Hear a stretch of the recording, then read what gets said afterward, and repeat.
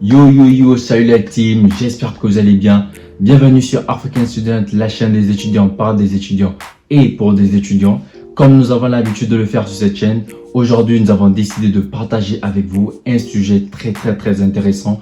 C'est un sujet qui en contentera plus d'un, j'en suis sûr. Si tu veux savoir ce dont il est question, si tu veux savoir ce dont il s'agira dans cette vidéo, reste avec nous, ne sois pas, ne quitte pas la vidéo, c'est sur African Student.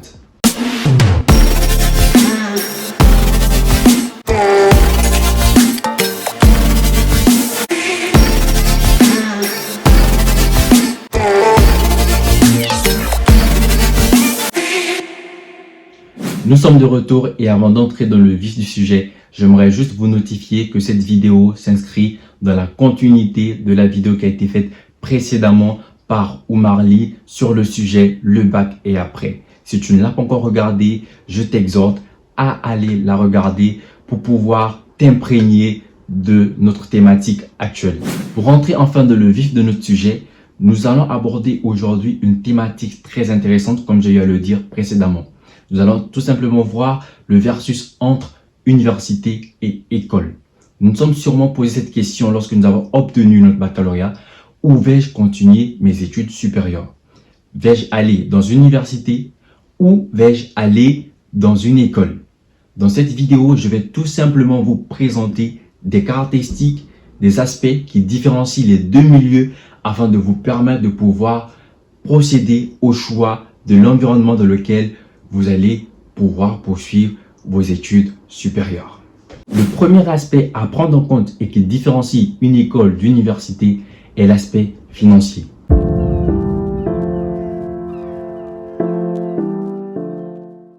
Comme nous le savons très bien, les écoles supérieures sont réputées pour elles d'être à caractère privé et nécessitent donc d'avoir des finances assez stables pour pouvoir poursuivre des études dans ces écoles-là.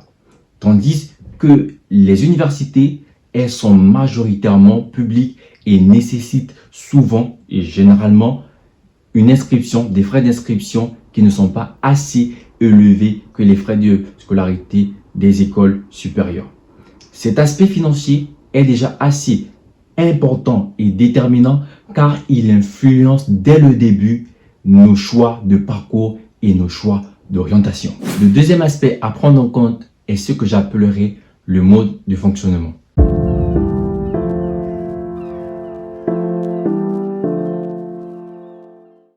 En effet, dans les universités, les étudiants sont un peu plus libres. Les étudiants sont un peu plus autonomes. Ce qui se passe en général, le prof arrive, il donne les cours dans la chronologie établie et jusqu'à la période des examens, c'est à l'étudiant lui-même de se documenter, de s'organiser, d'agencer ses cours pour pouvoir réussir à ses examens et pouvoir réussir son année académique. Pour le compte des écoles supérieures, cela est un peu plus encadré. Le corps professoral suit à la lettre les étudiants.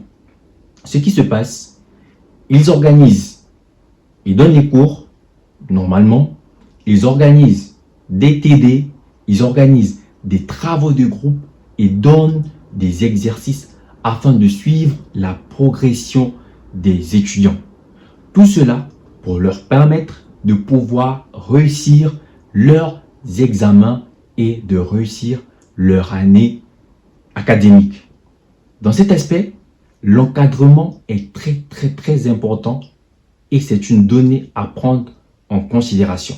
Le troisième et dernier aspect, qui n'est pas des moindres, est celui du réseau.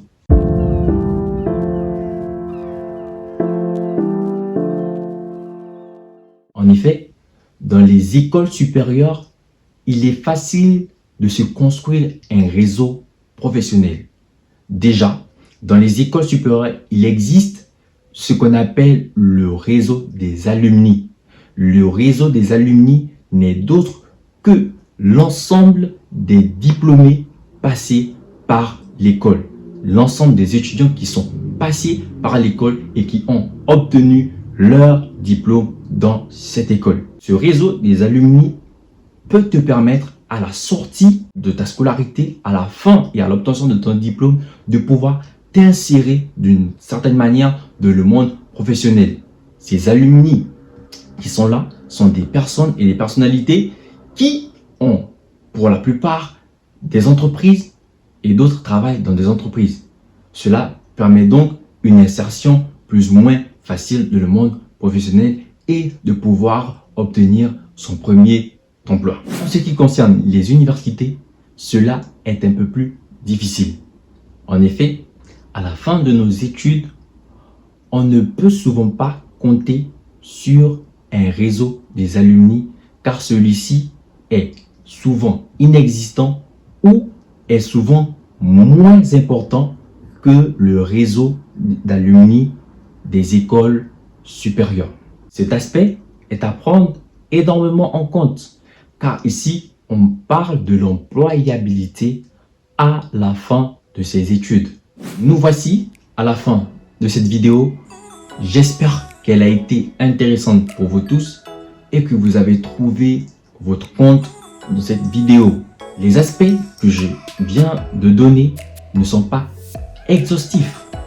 Il y en a plusieurs à prendre en compte, mais à mes yeux, ces 3 aspects paraissent importants à prendre en compte avant de pouvoir faire un choix. Si vous n'êtes pas encore abonné à la chaîne, pensez à vous abonner et si vous avez aimé cette vidéo, lâchez un pouce bleu. Merci d'avoir regardé cette vidéo.